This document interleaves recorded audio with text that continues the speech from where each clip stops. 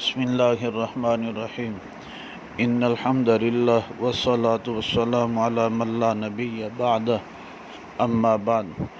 عقیدہ ختم نبوت کے بارے میں حدیث نمبر 164 بیان کی جا رہی ہے۔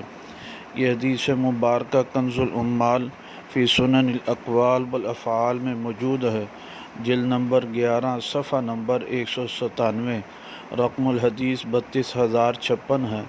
آپ نے فرمایا اعطیت خمسا لم یعطہن احد قبلی من الانبیاء، کہ مجھے 5 چیزوں کے ساتھ فضیلت دی گئی کہ وہ 5 چیزیں فرمایا مجھ سے پہلے انبیاء میں سے کسی کو نہیں دی گئی۔ ان 5 اعلیٰ چیزوں میں سے ایک آپ علیہ الصلوۃ والسلام نے فرمایا وَكَانَ النَّبِيُّ يُبْعَثُ إِلَىٰ خَاصَّةِ قَوْمِهِ، ماہ پہلے انبیاء جتنے بھی آتے تھے وہ ایک خاص قوم کی طرف مبعوث کیے جاتے تھے۔ وَبُعِثْتُ أَنَا إِلَى الْجِنِّ وَالْإِنسِ، مجھے مبعوث کیا گیا تمام جنات اور انسانوں کی طرف، یعنی میری نبوت کا سلسلہ جو ہے ساری کائنات کے لوگوں میں سے انسان اور جنات کے لیے